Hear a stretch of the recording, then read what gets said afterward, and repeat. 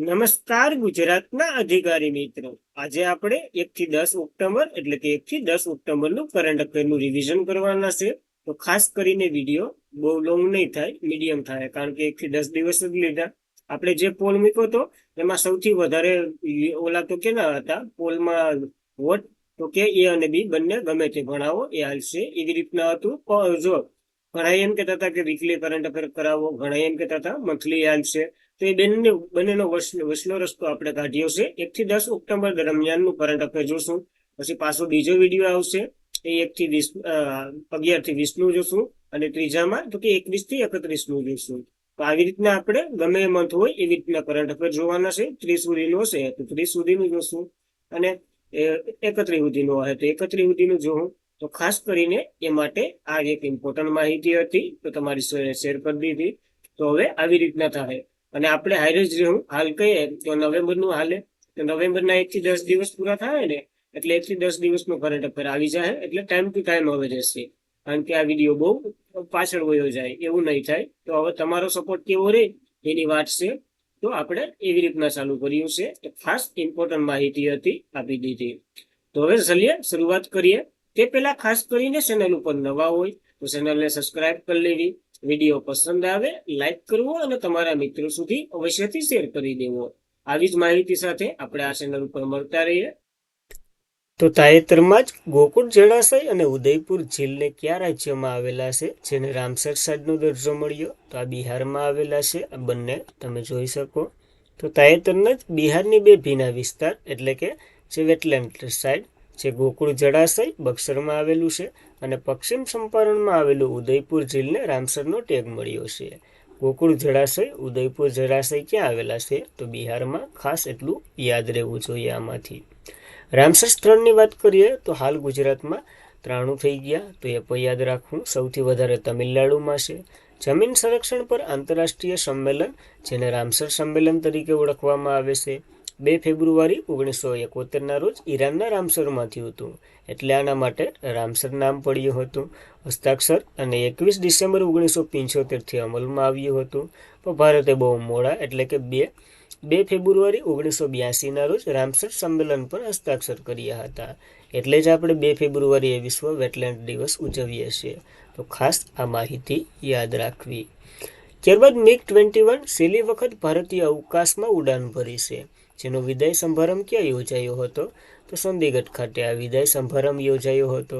તો 100 દાયકાથી વધુ સમય ભારતીય વાયુસેનાનું લડાકુ કાફલું, જેને કરોડરજ્જુ કહેવામાં આવે છે, MiG-21, એનું આખું નામ વાંચીએ ને તો મિકોયા ગુરુવેન્સ MiG-21 એવું ફાઇટર નામ છે. વિદાય સમારંભ ચંદીગઢમાં યોજાયો હતો.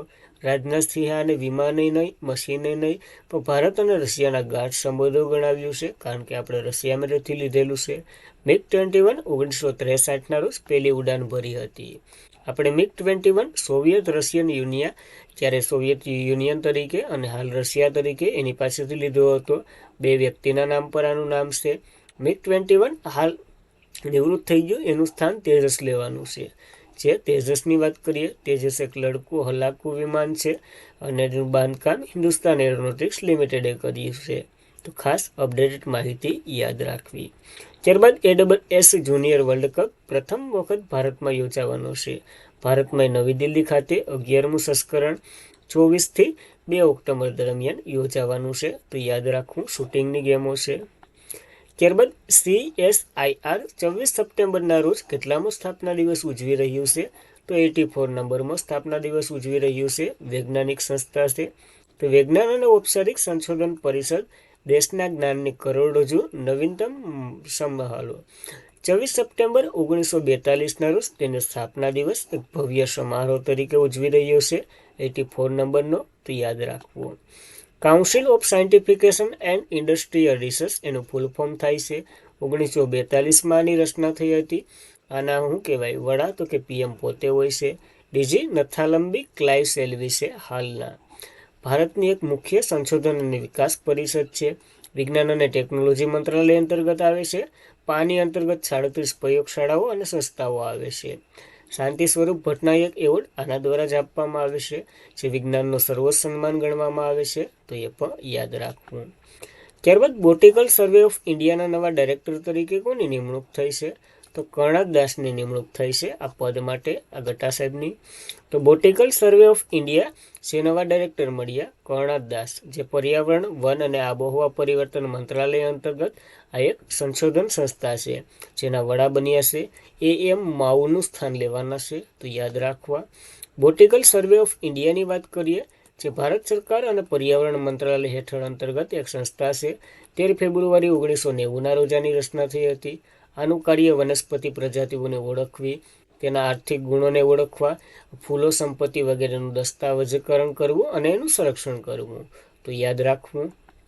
ત્યારબાદ ભારતે ફરજિયાત નિકાસ લાયસન્સ ફ્રીડોડો પ્રમાણપત્ર સાથે જનરેશન એટલે કે કઈ જનરેશનનું ઇથેનોલની નિકાસને મંજૂરી આપી દીધી? તો 2Gને મંજૂરી આપી દીધી, કારણ કે 1G બહુ મોંઘું પડતું હતું. 2G ઇથેનોલ એક અદ્યતન બાયોફ્યુઅલ છે, જે બિનખાદ્ય, ટૂંકમાં બધી હેઠવાળો, કુદરતી અવશેષો, વન કચરો, લાકડો, બાયોમાસ, શેવાળ, મ્યુનિસિપલ ઘન કચરો વગેરેથી બને છે. જ્યારે ફર્સ્ટ ઇથેનોલ છે ને, શેરડી, મકાઈ વગેરે ખાદ્ય પાકોમાંથી બનતું હતું. એના વિપરીત 2G કચરામાંથી બને છે, તો કચરાનો ઉપયોગ પણ થઈ જાય અને ઇથેનોલે મળી જાય. આ ફાયદામાં, અને ગુજરાતી અથવા તો ભારત ફાયદામાં તો બહુ માને. ભારતે માર્ચ 2025માં પેટ્રોલમાં 20% ઇથેનોલ મિશ્રણનો લક્ષ્ય પ્રાપ્ત કરી લીધો હતો. અને આ રેવન્યુ તલાટીનો ક્વેશ્ચન છે, ત્યારે જોઈ લેવો. ભારત સરકારે હવે ચાંદીની આયાત પર પ્રતિબંધ મૂકી દીધો 2026 સુધી, કારણ કે ભારતમાં વધી ગયું, ખોટો ભાવ વધે એના કરતાં ભારતનું કાઢો. ત્યારબાદ CGI ગવાઈએ રાષ્ટ્રીય મધ્યસ્થ પરિષદનું ઉદ્ઘાટન કર્યું છે. આપણા 52માં ચીફ જસ્ટિસ છે, હાલે છે, પણ આના સ્થાને 53માં આવવાના છે. કોણ છે એનું નામ એ તમારે કોમેન્ટ કરવાનું. આપણે ભણી ગયા. આ એક વિવાદ નિરાકરણ છે, કારણ કે કોર્ટમાં જે ન થયું હોય ને, ત્યાં એ બધી ભેરા મળી અને આનું વિવાદન કરે, એના માટેની એક છે, તો યાદ રાખવી. ત્યારબાદ તાજેતરમાં જ યુનેસ્કોએ બાયોસ્ફિયર રિઝર્વની યાદીમાં સમાવિષ્ટ કોલ્ડ ડેઝર્ટ બાયોસ્ફિયર રિઝર્વ ક્યાં ભારતના રાજ્યમાં આવેલું છે? તો હિમાચલ પ્રદેશમાં આવેલું છે. કોલ્ડ એટલે કે ઠંડુ રણ. તો હિમાચલ પ્રદેશમાં કોલ્ડ ડેઝર્ટ બાયોસ્ફિયર રિઝર્વનું UNESCO world network biosphere reserve તરીકે સામેલ કરવામાં આવ્યું. આ એટલો વિસ્તાર સામેલ કરવામાં આવ્યો છે. હાલ ભારતમાં 13 બાયોસ્ફિયર રિઝર્વ છે, જે યુનેસ્કોમાં સામેલ હોય. નકર આમ તો લગભગ 18 જેટલા છે. પહેલું ભારતનું નીલગિરી બાયોસ્ફિયર રિઝર્વ હતું, જે તમિલનાડુ, કેરળ અને કર્ણાટકમાં આવેલું છે. 1986માં આને એડ કર્યું હતું. ત્યારબાદ 13મું તો આપણે શીતરણ બાયોસ્ફિયર રિઝર્વ જોયું, હિમાચલ પ્રદેશમાં છે. યુનેસ્કોની વાત કરીએ, United national education, scientific and culture organization એનું ફૂલ ફોર્મ થાય છે. 1945માં આની રચના થઈ હતી. મુખ્ય મથક પેરિસ, ફ્રાન્સમાં. અને DG ઓડ્રે ઓલો ફ્રાન્સના છે. હાલ આ નામે ચેન્જ થઈ જવાનું છે, તો નો યાદ રહી તો કશો વાંધો નહીં. ત્યારબાદ ભારતના પ્રધાનમંત્રીએ કયા રાજ્યમાં માહી બસવાડા પરમાણુ ઉર્જા પ્રોજેક્ટનો શિલાન્યાસ કર્યો છે? તો આવો કે ભાઈ અમારે દેશ, એવું રાજસ્થાનમાં. પ્રધાનમંત્રી નરેન્દ્ર મોદીએ રાજસ્થાનના બાંસવાડા ખાતે અણુશક્તિ વિદ્યુત નિગમ ખાતે માહી બાંસવાડા પ્રોજેક્ટનું વિમોચન કર્યું, અથવા તો અનાવરણ અથવા તો શિલાન્યાસ, જે તમે કહો એ કર્યો. 42,000 કરોડનો ખર્ચો આમાં કરવામાં આવશે અને 700 મેગાવોલ્ટ વીજળી આપશે, એની સાથે આનું અનાવરણ થયું છે. ત્યારબાદ ભારતે બાંગ્લાદેશને હરાવી અને સાફ અંડર-17 ફૂટબોલનો ખિતાબ જીત્યો. તો કોલંબો સાફ અંડર-17 ફૂટબોલ ચેમ્પિયનશિપ, જે કોલંબોમાં યોજાઈ હતી, શ્રીલંકાનું કેપિટલ છે અહીંયા. ભારતે બાંગ્લાદેશને હરાવી આ ટાઇટલ જીત્યું છે અને ભારતે 7મી વખત ટાઇટલ જીત્યું છે, તો ઇમ્પોર્ટન્ટ છે, યાદ રાખો. ત્યારબાદ મોસ્પીએ પ્રથમ વન કેન્દ્રીય પર્યાવરણીય હિસાબ અહેવાલ બહાર પાડ્યો, જેમાં ભારતના વન આવરણને કેટલા ટકા વધારો નોંધાવ્યો છે? તો 22.5%નો આ રિપોર્ટમાં વધારો નોંધાવ્યો. તો ચંદીગઢમાં કેન્દ્રીય અને રાજ્ય આંકડા સંગઠનની 29મી બેઠક યોજાઈ હતી. ત્યાં જ આ અહેવાલ રજૂ કરવામાં આવ્યો. આંકડામાં ક્યારેય ન યાદ રાખતા, નકર ત્યાંથી આવ્યો ને એ પણ ભૂલાઈ જશો. ટકાવારીમાં વાત કરીએ, વન આવરણ 22.50%નો વધારો થયો છે, આ યાદ રાખવાનું. અને કુલ વિસ્તારમાં 7.15 લાખ ચોરસ કિલોમીટરનો વધારો થયો છે. હાલ ભારતમાં વિસ્તારની વાત કરીએ, 21.74% છે. કેરળમાં સૌથી વધુ વૃદ્ધિ જોવા મળી છે. અને નોંધપાત્ર વન વિસ્તાર સૌથી વધારે ઉત્તરાખંડમાં વધ્યો. ઉગતા જથ્થાની દ્રષ્ટિએ સૌથી વધારે મધ્યપ્રદેશમાં છે. આમ જરૂરિયાતની વાત કરીએ તો છત્તીસગઢ પહેલા નંબર ઉપર છે અને ગુજરાત પહેલા નંબર. જરૂરિયાત એટલે ફર્નિચરને વગેરે જે બનાવો ને એ ટાઈપની જરૂરિયાત, માનવીની જરૂરિયાત. જ્યારે વાતાવરણમાંથી કાર્બન શોષવામાં અરુણાચલ પ્રદેશ પહેલા નંબરે છે. તો આ ફેક્ટોય યાદ રાખવા આપણને. ત્યારબાદ સર્વાનંદ સોનોવાલે ભારતમાં પ્રથમ મેરીટાઈમ સેમ્યુનલ સેન્ટરનું ઉદ્ઘાટન કર્યું છે. ચેન્નાઈ ખાતે કર્યું છે. આ શું છે? તો એક ટાઈપનું બોટની અંદર આપણે કેમ બેઠા હોય એ ટાઈપનું આપણે વાતાવરણ ઊભું કરી દે. તો સપ્ટેમ્બર 2025માં બંદર અને શિપ જળમાર્ગ મંત્રીના મંત્રી કેન્દ્રીય મંત્રી સર્વાનંદ સોનોવાલે ચેન્નાઈ નજીક academy of maritime education and ટ્રેનિંગમાં નોલેજ પાર્ક ખાતે જે વિશાખાપટ્ટનમ આંધ્રપ્રદેશના સહયોગથી આ સેમ્યુનલ મેરીટાઈમ સેન્ટરનું ઉદ્ઘાટન કર્યું છે. સેમ્યુનલ જે વાત કરીએ ટાઈપની એક એવી સુવિધા જે વાસ્તવિક દરિયાના વાતાવરણ અને જહાજના અનુકરણ કરશે. અધુનિક ટેકનિકથી બનાવવામાં આવ્યું છે. તો યાદ રાખવું. ત્યારબાદ આંદમાન નિકોબારમાંથી ગેસ મળી આવ્યો. તો આનો રિપોર્ટ કેન્દ્રીય હરદીપસિંહ પુરીએ આપણને આપ્યો હતો કે આંદમાન બેસિનમાંથી કુદરતી ગેસ મળી આવ્યો છે. અને લાંબા ગાળાના જે આપણે શું કહેવાય સંશોધન બાદ મળી આવ્યો કાજા 295 મીટરની ઊંડાઈ ઉપરથી મળી આવ્યો છે. અને ઓઇલ ઇન્ડિયાએ આનું ઓલું કર્યું હતું તો કે શોધખોળ. ત્યારબાદ કયા દેશમાંથી લાવેલા મુખી સીતાએ ભારતમાં જન્મેલો પ્રથમ પુખ્ત વયનો સીતો બની ગયો છે? તો આ નામીબિયામાંથી આપણે લાવ્યા હતા જે 8 સીતા લાવ્યા હતા ને એની જ વાત છે. તો સીતા પુનઃપ્રવેશ કાર્યક્રમ એક સિદ્ધિ હાંસિલ કરશે કારણ કે ભારતમાં જન્મેલો માદા સીતો મુખી જે પુખ્ત અવસ્થામાં પોષનાર પ્રથમ ભારતીય જન્મેલા બચ્ચાનું એ બન્યું. જો 17 સપ્ટેમ્બર 2022ના રોજ આપણે નામીબિયાથી કેટલા 8 સીતા ટોટલ લાવ્યા હતા. એમાંથી એક જ્વાળા નામની સીતેડ કહેવાય કે શું કહેવાય માદા સીતા જેમ 4 બચ્ચાને જન્મ આપ્યો હતો પછી એક જીવ્યું હતું અને એ હાલ તો કે જ્વાલા નામ છે એનું. તો યાદ રાખવું. એવી ટાઈપની કંઈક કહાની છે આખી. ત્યારબાદ ભારતમાં કયા વર્લ્ડ પેરા એથ્લેટિક ચેમ્પિયનશિપ 2025નું આયોજન થઈ રહ્યું છે? તો આનું આયોજન નવી દિલ્હીમાં થઈ રહ્યું છે પ્રથમ વખત. તો આપણને યાદ રાખવું. નવી દિલ્હીમાં 12મી વિશ્વ પેરા એથ્લેટિક ચેમ્પિયનશિપ 2025નું આયોજન થઈ રહ્યું છે. 27 સપ્ટેમ્બરથી 5 ઓક્ટોબર દરમિયાન યોજાઈ રહી છે. સૌથી વધુ દેશોના 1000થી વધુ રમતવીરોએ આમાં ભાગ લીધો. વર્લ્ડ પેરા એથ્લેટિક ચેમ્પિયનશિપ દ્વારા યોજાઈ રહ્યું છે જેની આંતરરાષ્ટ્રીય પેરા ઓલિમ્પિકની સમિતિનું આયોજન કરે. પહેલી વહેલી 1994માં બર્લિન જર્મની ખાતે યોજાઈ હતી. ત્યારથી દર 2 વર્ષે 2023માં જાપાનમાં યોજાઈ હતી. ત્યારબાદ તાજેતરમાં જ કયા શહેરમાં આંતરરાષ્ટ્રીય સાહિત્ય મહોત્સવ ઉન્મેષ યોજાયો? તો એ પટના ખાતે યોજાયો બિહારમાં. આ એક સાહિત્યનો પ્રોગ્રામ છે. તો ખાલી એટલું જ યાદ રાખવાનું છે. ત્યારબાદ Bharat Chennai world seafood congress 2026નું આયોજન કરવાનું છે. ભારતમાં ચેન્નાઈનું આયોજન કરવાનું છે. આ કાર્યક્રમ 2026માં યોજાવાનો છે. આગળથી તારીખ આપી દીધી તો આપણે ગોખવાની જ્યાં સુધી પરીક્ષામાં ન આવી ત્યાં સુધી. ભારત 6થા ક્રમનો સૌથી મોટો વૈશ્વિક સી ફૂડ નિકાસકાર એટલે કે દરિયાઈ વસ્તુનો નિકાસકાર અને બીજા ક્રમનો સૌથી મોટો જરુસેર એટલે કે દરિયાની જે વસ્તુ હોય એને પાડનારો છે. તો એ પણ યાદ રાખવું. ત્યારબાદ ઇન્ડિયન ચેમ્બર્સ ઓફ કોમર્સના પ્રમુખ તરીકે કોની નિમણૂક કરવામાં આવી છે? તો અગ્રવાલ સાહેબની નિમણૂક કરવામાં આવી છે. તો ઇન્ડિયન ચેમ્બર્સ ઓફ કોમર્સની 97મી વાર્ષિક સામાન્ય બેઠક દરમિયાન બ્રિજભૂષણ અગ્રવાલને નવા પ્રમુખ બનાવવામાં આવ્યા. આ બોડીની વાત કરીએ ઇન્ડિયન ચેમ્બર્સ ઓફ કોમર્સ જે ભારતની એક મુખ્ય વેપાર અને ઉદ્યોગી સંસ્થા છે. આ શું કરે તો કે કાસા ઉદ્યોગ વેપાર રોકાણ અને આર્થિક વિકાસ સંબંધિત મુદ્દાઓને સરકાર અને ઉદ્યોગો વચ્ચે સેતુ એટલે કે વચગાળાનું કામ કરે છે. આખો સરકાર આખો ઉદ્યોગકાર અને આ વચમાં કઈ તો કે ઇન્ટરનેશનલ ચેમ્બર્સ ઓફ કોમર્સ બેઠી હોય. તો યાદ રાખવું. જેનું મુખ્ય મથક કોલકાતામાં છે જેની રચના 1925માં થઈ હતી.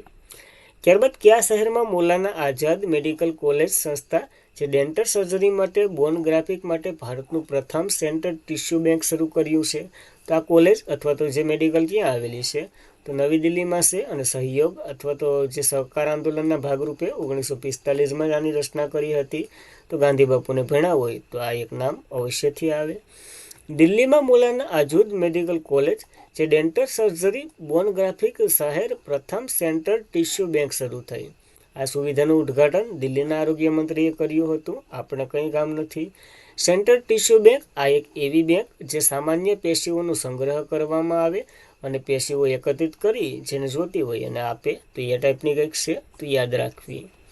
ત્યારબાદ ભારત ડિસેમ્બરમાં પરંપરાગત દવા ઉપર બીજા વર્લ્ડ હેલ્થ ઓર્ગેનાઇઝેશન વિશ્વ શિખર સંમેલનનું આયોજન કરવાનું છે.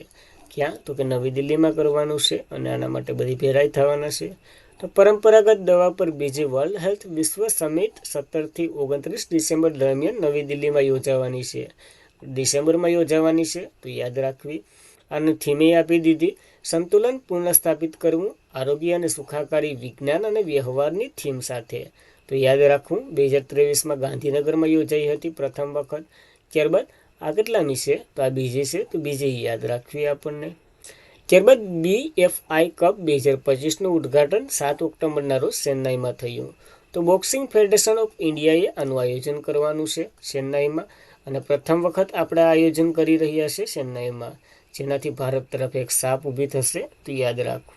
તો આંતરરાષ્ટ્રીય વૃદ્ધ વ્યક્તિનો દિવસ 2025 1 ઓક્ટોબરે મનાવ્યો છે, જેની થીમ બેમ કંઈ ઇમ્પોર્ટન્ટ નથી, ખાલી એક દિવસ તરીકે યાદ રાખજો, આવે તો જોઈ લેવું. ભારતની પ્રથમ અવકાશી વેધશાળા કઈ હતી, જેણે તાજેતરમાં 10 વર્ષ પૂર્ણ કર્યા છે? તો એસ્ટ્રોસેટ હતી. જોઈ લઈએ. ભારતની પ્રથમ સ્થાપિત અવકાશી ખગોળ વેધશાળા એસ્ટ્રોસેટ કામગીરી એક દાયકો પૂર્ણ કર્યો, જે 10 વર્ષ પહેલાં 28 સપ્ટેમ્બર 2025ના રોજ શ્રીહરિકોટા સતીશ ધવન સ્પેસ સેન્ટર PSLV-C30થી આને લોન્ચ કરવામાં આવી હતી. આ મિશનનો કાર્યકાળ આપણે 5 વર્ષનો જ ધાર્યો હતો, પણ 10 વર્ષ કમ્પ્લીટ કરી શક્યું, તો આપણા માટે ગર્વની વાત કહેવાય, કારણ કે નહોતું કરવાનું, નહીં થઈ ગયું. અવકાશી પદાર્થોનો અભ્યાસ કરે, અવકાશના નવા એરો સ્ત્રોતની શોધ કરે, ન્યૂટોન અને તારા વગેરે ચુંબકીયનો અભ્યાસ કરે, એના માટેની છે, અને હાલ આ રેકોર્ડ આપણને પ્રોવાઈડ કરે છે, તો યાદ રાખવું.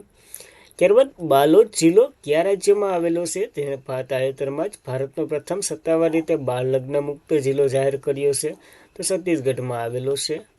તો સામાન્ય એટલે કે સામાજિક સુધારા માટે એક ઐતિહાસિક સીમાસણમાં છત્તીસગઢનો બાલોદ જિલ્લો સત્તાવાર રીતે ભારતનો પ્રથમ બાળ લગ્ન મુક્ત જિલ્લો જાહેર થયો છે, તો પ્રથમ છે, તો યાદ રાખવો. આ વગેરે અભિયાનને આપણે ચલાવીએ છીએ, આપણને ખબર છે. આનો એક ટાર્ગેટ યાદ રાખજો, છત્તીસગઢનો 2028-29 સુધીમાં બાળ લગ્ન મુક્ત બનવાનું લક્ષ્ય છે. હાલ છત્તીસગઢની સુરજપુર ગ્રામ પંચાયતને આપણે બાળ લગ્ન મુક્ત જાહેર કરી હતી, તો એ પણ યાદ રાખવું. ત્યારબાદ ભારત અને કયા શહેર વચ્ચે પ્રથમ ક્રોસ બોર્ડર રેલવે લિંક સ્થાપિત કરવામાં આવી છે અને એના વચ્ચે MOU થયા છે?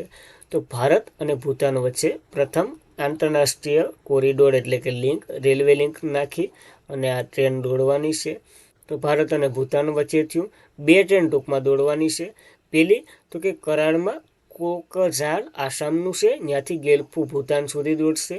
બીજું બનારાહાટા પશ્ચિમ બંગાળનું છે, ત્યાંથી સત્યમેવ ભૂતાનનું છે ને, આ બંને વચ્ચે છે, અને પ્રથમ આવું વખત થયું છે આપણે આંતરરાષ્ટ્રીય લિંક નાખ્યું હોય ને એવું, તો એ પણ યાદ રાખવું. ભૂતાન અને ભારત વચ્ચે સહયોગ વચ્ચે અને પુષ્પમ ઢીકણું એનો યાદ રાખો તો ચાલશે.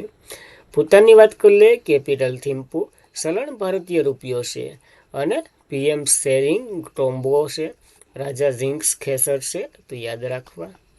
ત્યારબાદ 2025માં આર્થિક સ્વાતંત્રતા સૂચકાંકમાં ભારતનો ક્રમ કેટલામો છે?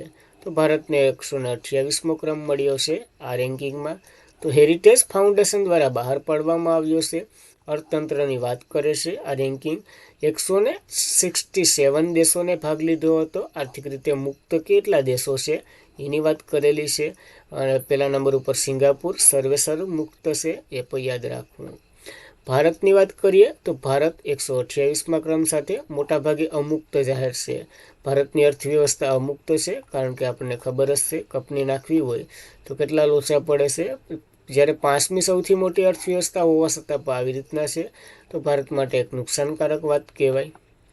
ત્યારબાદ PM મોદીએ ઇટાલી સમકક્ષ જોર્જિયાના મેલોની પુસ્તકની પ્રસ્તાવના લખી, તો આ વર્તતા જશો તમે. પ્રધાનમંત્રી નરેન્દ્ર મોદીએ ઇટાલીના પ્રધાનમંત્રી છે ને જોર્જિયન મેલોની, એની આત્મકથા I am Georgian my root my princess એવી એનું પુસ્તક છે, જેની પ્રસ્તાવના આપણા ભાઈએ લખી દીધી. ફિદા હો ગઈ હે. ICC મહિલા ક્રિકેટ વર્લ્ડ કપ 2025 જે દરમિયાન બાળકો માટે સમાન તકોને પ્રોત્સાહન આપવા માટે ICC અને યુનિસેફ દ્વારા એક પહેલ અથવા તો અભિયાન શરૂ કરવામાં આવ્યું છે. એનું નામ છે પ્રોમિસ ટુ ચિલ્ડ્રન્સ. જોઈ લઈએ. તો આંતરરાષ્ટ્રીય ક્રિકેટ કાઉન્સિલ અને United national international children fund બંનેએ એસીસી મહિલા ક્રિકેટ વર્લ્ડ કપ માટે વસંત ડિજિટલ અભિયાન શરૂ કર્યું છે.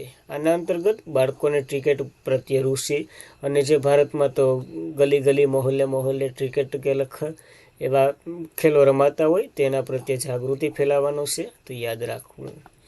બેનની વાત કરી લઈએ. મહિલા ક્રિકેટ વર્લ્ડ કપ હાલ રમાઈ ગયો. આમાં વિનર ભારત છે, દક્ષિણ આફ્રિકાને હરાવ્યું. કાલ જ ન્યૂઝ આવ્યા. યુનિસેફની વાત કરીએ. United National Children's Emergency Fund છે. 11 ડિસેમ્બર 1946ના રોજ હેડક્વાર્ટર નવી દિલ્હીમાં અને કેથિયન રસેલ એડી છે. આઈસીસી ઇન્ટરનેશનલ ક્રિકેટ કાઉન્સિલ 1990માં રચના, દુબઈ યુએઈ ખાતે એનું હેડક્વાર્ટર. સંજોગ ગુપ્તા અને જય શાહ અધ્યક્ષ છે. ત્યારબાદ કાપડ મંત્રી પ્રાબિત્રા માર્ગેન્ડિયાએ કયા દેશમાં મોસ્કો બ્રેસ ઓફ ધ ઇન્ડિયા મેળાનું આયોજન કર્યું છે? તો મોસ્કો રશિયાનું કેપિટલ છે, તો ત્યાં જ આયોજન થયું હોય. આમાં હું તો કે કાપડનું માર્કેટિંગ કરવું વગેરે હતું અને ઉદ્દેશ્ય ભારતમાં નિકાસકારોનો વધારો કરવો, રશિયા અને યુરોપના બજારોમાં વધારો એના માટેનું. કે રશિયાની વાત કરી લઈએ. કેપિટલ મોસ્કો, ચલણ રૂબેલ, પ્રમુખ વ્લાદિમીર પુતિન, પીએમ મિન્સાન્તુ મુન્સાઈ છે. તો વર્લ્ડ પેરા તીરંદાજી 2025માં કુલ કેટલા મેડલ જીત્યા છે ભારતે? તો ભારતે કુલ 7 મેડલ જીત્યા છે. તો દક્ષિણ કોરિયાના ગ્વાન્ઝુમાં આજે આ સ્પર્ધાનો અંતિમ દિવસ હતો. ભારતે કુલ 7 મેડલ જીત્યા છે. તેમાં 3 ગોલ્ડ, 1 સિલ્વર અને 3 બ્રોન્ઝનો સમાવેશ થાય. ગોલ્ડમાં વાત કરીએ. શીતલ દેવીએ રેકોર્ડ તોડ્યો છે. હાથ ન હોવા છતાં ચેમ્પિયનશિપ બન્યા છે. જ્યારે તોમન કુમારે ગોલ્ડ કમ્પાઉન્ડ મેસ ઓપનમાં જીત્યો છે. તો આ બંને વ્યક્તિત્વ યાદ રાખવા આપણને. ત્યારબાદ just right for children's report મુજબ કયા રાજ્યમાં છોકરીઓ જે બાળ લગ્નનો સૌથી વધુ ઘટાડો નોંધાયો છે? તો આસામમાં સૌથી વધુ ઘટાડો નોંધાયો છે બાળ લગ્નમાં. ન્યૂયોર્કની એક એજન્સી છે જનરલ એસેમ્બલી સાઇડ ઇવેન્ટ, જેને tripping point to 0 every to a side marriage free India report બહાર પાડ્યો હતો. છોકરીઓના બાળ લગ્નમાં 84% ઘટાડો નોંધાયો, જ્યારે આસામમાં સૌથી આગળ છે. ત્યારબાદ મહારાષ્ટ્ર અને બિહારને વગેરે રાજસ્થાનને છે, યાદ રાખવું. ત્યારબાદ બાંધવગઢ ટાઈગર રિઝર્વમાં હાથીઓ પર નજર રાખવા માટે ગજરક્ષમ પહેલ શરૂ થઈ અથવા તો એપ લોન્ચ કર્યું. આ એપની મદદથી આપણે જોઈ શકશું હાથી આપણા વિસ્તારથી કેટલો દૂર છે, કંઈ નુકસાની કરે એવી હાલતમાં તો નથી ને, એવું બધું જોવામાં આવશે પાયલટ પ્રોજેક્ટ તરીકે. ભોપાલના મુખ્યમંત્રી, આમ તો ભોપાલના તો નહીં, મધ્યપ્રદેશના મુખ્યમંત્રી મોહન યાદવે આનું ઓલું કર્યું લોન્ચિંગ, ગજ રક્ષક એપ, એ યાદ રાખ. વિશ્વભરમાં આંતરરાષ્ટ્રીય અહિંસા દિવસ ક્યારે મનાવવામાં આવે છે? તો આપણને 2 ઓક્ટોબર ગાંધીજીની જન્મજયંતિ નિમિત્તે ઉજવવામાં આવે છે. તો મહાત્મા ગાંધીની જન્મજયંતિ નિમિત્તે આંતરરાષ્ટ્રીય અહિંસા દિવસ ઉજવવામાં આવે છે. અને બાપુ હતા. આની શરૂઆત 2007માંથી થઈ હતી, યુનેસ્કોએ કરી હતી, તો યાદ રાખવી. 2 ઓક્ટોબરે લાલ બહાદુર શાસ્ત્રીનો જન્મ દિવસ પણ હોય છે. ભારતના બીજા વડાપ્રધાન, 1986માં ભારત રત્ન એને મળેલો. તેને જય જવાન જય કિસાનનો નારો આપ્યો હતો. 121મી જન્મજયંતિ ઉજવી રહ્યા છે. 2 ઓક્ટોબર 1904ના મુઘલ સરાય ઉત્તર પ્રદેશની એની સમાધિ સ્થાન આવેલું છે વિજયઘાટના નામે, ગાંધી બાપુનું રાજઘાટ. અને એક સ્વસ્થ ભારત દિવસ 2 ઓક્ટોબરે મનાવવામાં આવે છે, કારણ કે 2 ઓક્ટોબર 2014ના રોજ સ્વસ્થ ભારત અભિયાન શરૂ થયું હતું. તો આ 3 પોઈન્ટો યાદ રાખવા. ત્યારબાદ કયા શહેરમાં 11મી એશિયન એક્વિપિટન ચેમ્પિયનશિપ 2025 શરૂ થઈ ગઈ? અમદાવાદમાં શરૂ થઈ અને અહીંયા જ યોજાવાની હતી. વીર સાવરકર સ્પોર્ટ કોમ્પ્લેક્સ ખાતે 11મી છે 2025ની શરૂઆત થઈ ગઈ. 29 દેશોએ ભાગ લીધો છે આમાં. 28 સપ્ટેમ્બરથી 11 ઓક્ટોબર દરમિયાન હાલ છે. પ્રથમ વખત જ્યારે આપણે ભારતમાં પૂર્ણ એશિયન ઇક્વિપિટન ચેમ્પિયનશિપનું આયોજન કરી રહ્યા છે, તો આપણા માટે સૌભાગ્યની વાત છે. આ 2024માં જે એશિયન ગેમ થવાના છે ને, એની ક્વોલિફાઈ ઇવેન્ટ્સ છે, તો એ પણ યાદ રાખવું. ત્યારબાદ કયા રાજ્ય અથવા તો યુનિયન ટેરેટરીએ એશિયાનો સૌથી મોટો ગટર શુદ્ધિકરણ પ્લાન્ટનું ઉદ્ઘાટન કર્યું છે? તો દિલ્હીએ કર્યું છે. રેખા ગુપ્તાએ આનું લોન્ચિંગ કર્યું. નકર આ પ્લાન તો 2019નો આવતો હતો, તો કોઈ એવું મહાનુભાવ ન જન્મ્યું. આ કેપિટલ આપણી રાષ્ટ્રીય રાજધાની છે ત્યાં થયું. અને આનાથી તો કે રાષ્ટ્રીય સ્વસ્થ જે ગંગા મિશન છે ને, એને ઘણો ફાયદો થાય, કારણ કે આના અંતર્ગત આપણે છે ને ગંગાની એક સહાયક સૌથી મોટી યમુના, એને શુદ્ધિકરણ કરવાનું છે. તો શુદ્ધિકરણ કરવાનું જ છે, યાદ રાખવું. આ જો યમુના નદી અને વગેરે વગેરે ક્ષમતાનો યાદ રહી તો પહાલ છે. સ્વસ્થ ગંગા રાષ્ટ્રીય મિશન જૂન 2014માં શરૂ થયું હતું. ગંગા અને તેની સહાયકો નદીની પ્રદૂષણ ઘટાડવું અને જૈવ વિવિધતાનું સંરક્ષણ કરવું આનો ઉદ્દેશ્ય છે, તો આપણને યાદ રાખવું જોઈએ. ત્યારબાદ લેફ્ટનન્ટ જનરલ વિરેન્દ્ર વચ્ચ એનસીસીના ડાયરેક્ટર જનરલ તરીકે કાર્યભાર સંભાળ્યો છે. વિરેન્દ્ર વચ્ચે સંભાળ્યો. નેશનલ કેડર કોર્પ્સનો 1948માં રચના, હેડક્વાર્ટર નવી દિલ્હીમાં છે, યાદ રાખવું.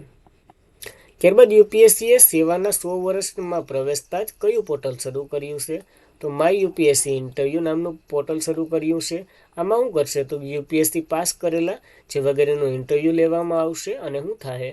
તો કે આનાથી આપણા જે તૈયારી કરતા મિત્રોને ફાયદો થાય એવું કહેવાનું છે આનું. યુપીએસસીની વાત કરીએ, ભાગ 14માં આર્ટિકલ 215થી 323 સુધી સ્થાપના લી કમિશનના ભલામણથી 1 ઓક્ટોબર 1924ના રોજ આના અધ્યક્ષ ડૉક્ટર અજયકુમાર છે. પ્રથમ સર રોસ બાર્કસ હતા. પ્રથમ ભારતીય એસ.કે. ગોપલાણી હતા. આના વગેરેના પદોનો કાર્યકાળ 6 વર્ષ અથવા તો 65 વર્ષ હોય છે. જે વેલો પતે એ હોય, બંને પતી જાય, કોઈનો પતે. ત્યારબાદ એશિયન ટેબલ ટેનિસ ચેમ્પિયનશિપના બ્રાન્ડ એમ્બેસેડર તરીકે કોની નિયુક્ત કરવામાં આવ્યા છે? તો શરદ કમરની નિયુક્ત કરવામાં આવ્યા છે. ઘણું ખરું નામ છે. ભારતીય ટેબલ ટેનિસ દિગ્દર્શક શરદ કમળ 11થી 15 ઓક્ટોબર દરમિયાન જે ભુવનેશ્વરમાં યોજાનારી 28મી ATTPU Asian table tennis championship યોજાવાની છે, જેના બ્રાન્ડ એમ્બેસેડર બનાવ્યા. શા માટે આને જ? તો શરદ કમળ ચેન્નાઈ તમિલનાડુથી જન્મે. પહેલો પોઈન્ટ આ 10 વાર નેશનલ TT ચેમ્પિયનશિપ રહી ચૂક્યા છે. બીજો પોઈન્ટ આ કોમનવેલ્થ ગેમમાં 7 ગોલ્ડ, 3 સિલ્વર અને 3 બ્રોન્ઝ મેળવેલા છે. અર્જુન એવોર્ડ આને જોઈને આપણે 2004માં આપ્યો હતો, પદ્મશ્રી 2019માં, ખેલરત્ન 2022માં અને ફાઉન્ડેશનના રાજદૂત પાસે HTPPFના, તો એટલા માટે આને બનાવ્યા, યાદ રાખવા. ત્યારબાદ રાજીવ વર્મા દિલ્હીના નવા મુખ્ય સચિવ બન્યા છે, તો ખાલી બસ એટલું જ યાદ રાખવું. ત્યારબાદ વિશ્વના કયા શહેરમાં 11મી વર્લ્ડ ગ્રીન ઇકોસિસ્ટમ સમિટ યોજાઈ છે? તો દુબઈમાં યોજાઈ છે. જોઈને જ ખબર પડે આનો ઉદ્દેશ્ય શું હોય, તો ગ્રીન ઇકોસિસ્ટમને પ્રોત્સાહન આપવો. તો 11મી વર્લ્ડ ગ્રીન ઇકોસિસ્ટમ સમિટ નવી દિલ્હી તો દુબઈ ખાતે યોજાઈ છે. અને આની થીમ બીમને કંઈ મહત્વનું તો એટલું નથી, યાદ રાખવી આ પરિષદ ખાલી. ત્યારબાદ કયો દેશ વિશ્વના સૌથી ઊંચા પુલ જેનું નામ હુઆઝિંગયાંગ ગ્રાન્ડ કેન્સોલનું અનાવરણ કર્યું છે? તો આવું ઓપ્શન જોઈએ અને એક જ લાગે તમને, ચાઇના, કારણ કે જાપાન તો ઓપ્શનમાં જ નથી. તો સીને ગુઇઝોંગ પ્રાંતમાં તેમના એન્જિનિયરોને અજાયબી બનાવી હુઆઝિંગ ગ્રાન્ડ કેન્યો બ્રિજનું અનાવરણ કર્યું. જે બેઇપ નદી છે ને એની વચમાં છે, 625 મીટર ઊંચો ફૂટ ઉપર આવેલો વિશ્વનો સૌથી ઊંચાઈ પરનો પુલ આનું બિરુદ મળ્યું છે. ચીને 2 કલાકનો રસ્તો 2 મિનિટમાં કાપી નાખ્યો. અને ભારતનું તો જોઈ લઈએ, સૌથી ઊંચો આર્ક બ્રિજ છે જમ્મુ કાશ્મીરમાં, સિનાબ નદી ઉપર આવેલો છે, તો આપણો જ હોય એ પણ યાદ રાખવો. ત્યારબાદ ભારતનું પ્રથમ ઝૂંપડમુક્ત શહેર તરીકે કોને બનાવવામાં આવ્યું છે? તો ચંદીગઢ બન્યું છે પ્રથમ ઝૂંપડમુક્ત. કયાનું અભિયાન ચાલુ હતું, હાલ એને શું કહેવાય સફળતા મળી ગઈ. તો ઝૂંપડપટ્ટી મુક્ત સૌથી ભારતનું પહેલું બન્યું છે આ ચંદીગઢ, યાદ રાખવું. ત્યારબાદ વેસ્ટલેન્ડ બુક દ્વારા હોમ કમિંગ લોન્ચ કરવામાં આવ્યું છે, જેના લેખક નેહા કિરપાણી અને નંદની મુલરી છે, જે માનસિક સ્વાસ્થ્ય સંબંધિત વિગત આપે છે આ પુસ્તક, તો યાદ રાખવું. ત્યારબાદ કઈ સંસ્થા દ્વારા ચૂકવણી નિયમનકારી બોર્ડની સ્થાપના કરવામાં આવશે, જેમાં સહસભ્ય રહેશે અને એનો કાર્યકાળ 2 વર્ષનો હશે? તો RBIની સ્થાપના કરવાની છે. જોઈ લઈએ.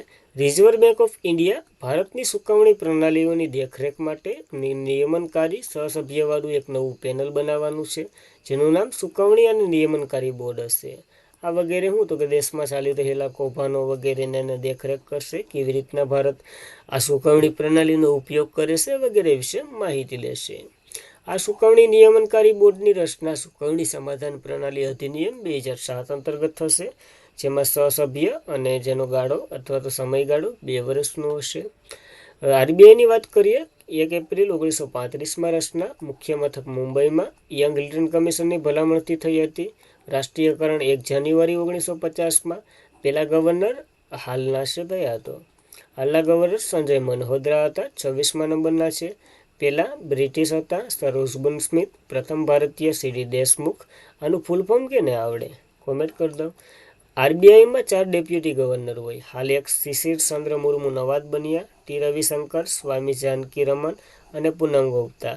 આ શિશિર ચંદ્ર પહેલા પૂનમ ગુપ્તા બન્યા હતા. તો બંને નવા પોઈન્ટર્સ કઈ શકો યાદ રાખવા. ત્યારબાદ ગુજરાતમાં ક્યાં પ્રથમ ભૂગર્ભ ખાણ સાહસ કોપર પ્રોજેક્ટ શરૂ કરવામાં આવ્યો છે?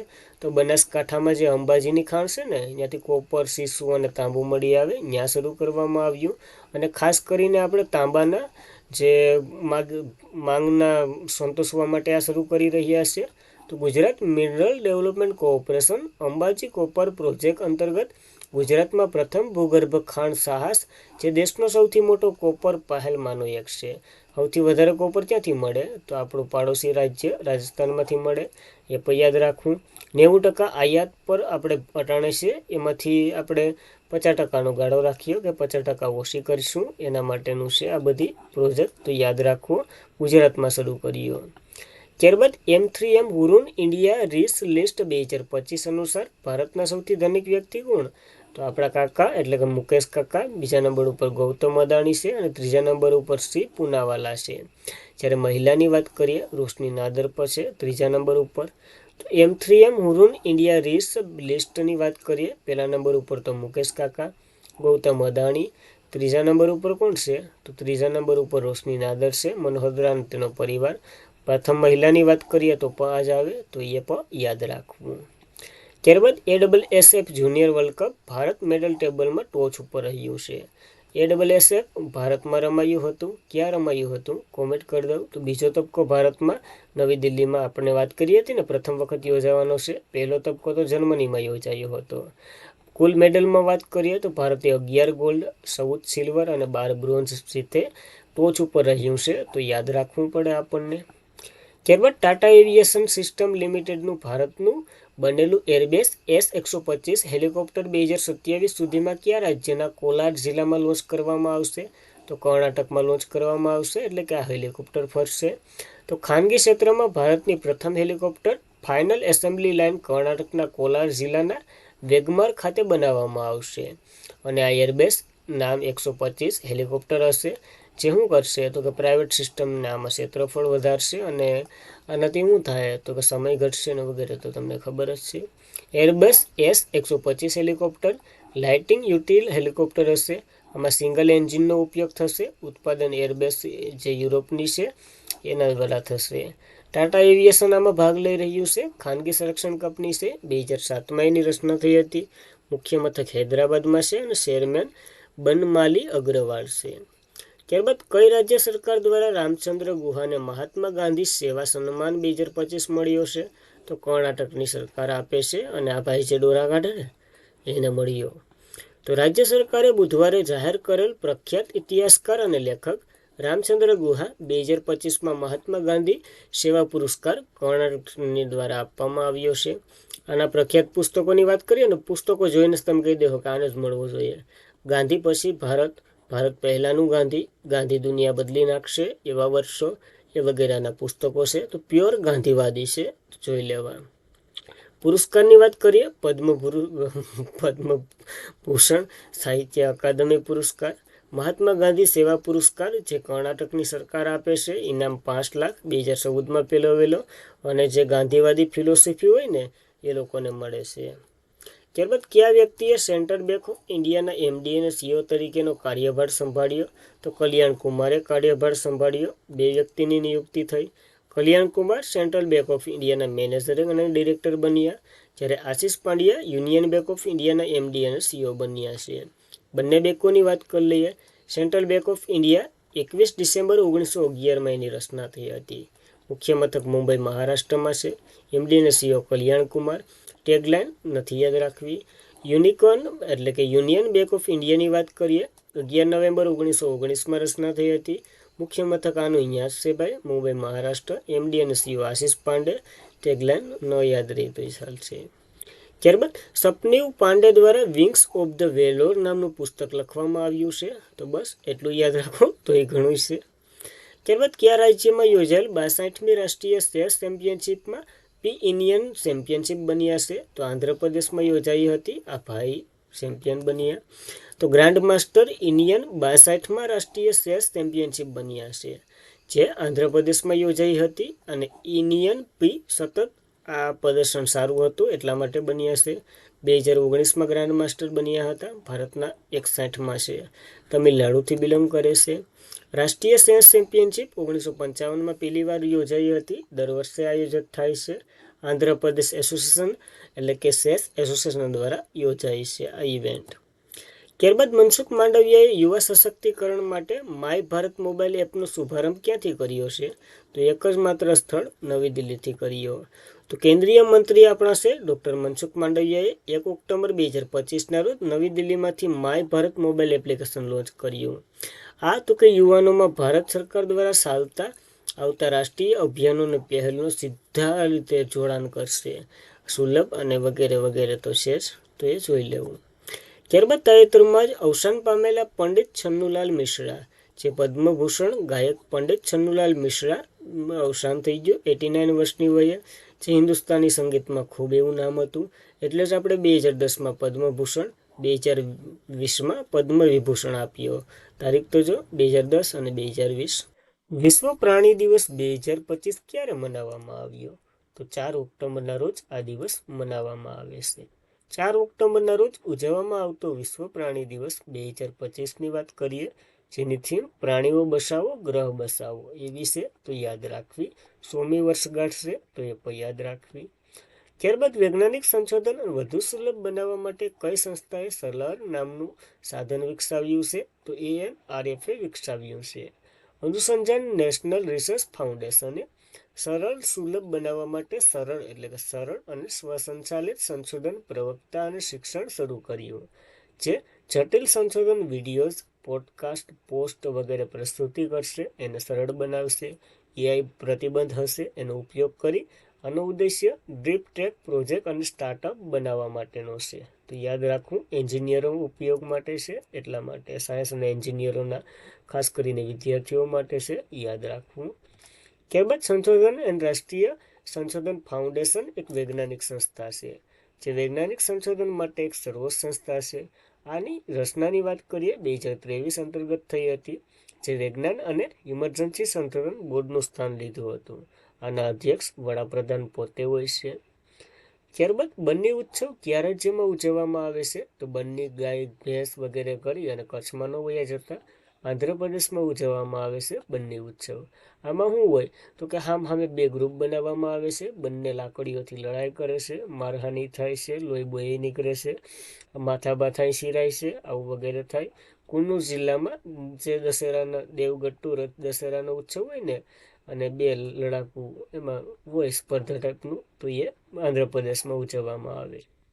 ત્યારબાદ એલોન મસ્ક 500 બિલિયન નેટવર્ક્સ ધરાવતો પ્રથમ વ્યક્તિ બની ગયો. તો યાદ રાખવું, એલોન મસ્ક ટેસ્લા વગેરે કંપનીઓ એના બાપની જ છે, એ બની ગયો. ત્યારબાદ કઈ ભારતીય સંશોધને નવી સાઇટ આધારિત થર્મલ ડિસ્ટેનેટ સિસ્ટમ વિકસાવી છે? તો આઈસ બેંગ્લોરે વિકસાવી છે. આ શું કરશે તો દરિયાના પાણીને મીઠામાં ફેરવશે, એટલે કે મીઠું બનાવશે પાણી. તે ઓછી કિંમત, સ્ક્લેટ ટકાઉ અને એલ્યુમિનિયમથી ફેબ્રિકથી બનેલું છે અને ઘણો એવો ઉપયોગ પણ છે. તો આઈસ બેંગ્લોરે બનાવ્યું છે, યાદ રાખવું. ત્યારબાદ 2025માં right to life food award કેટલી સંસ્થાઓને આપવામાં આવ્યો છે? 4ને મળ્યો છે, જોઈ લઈએ. તો વૈશ્વિક કટોકટીનો સામનો કરવા પર પરસ્પર સહયોગ, આબોહવા ન્યાયિક, જટિલ લોકશાહી અને તપાસ સક્રિયની આગળની ભૂમિકા ભજવતી 4 પ્રાદેશિક સંસ્થાઓને આ એવોર્ડ મળ્યો.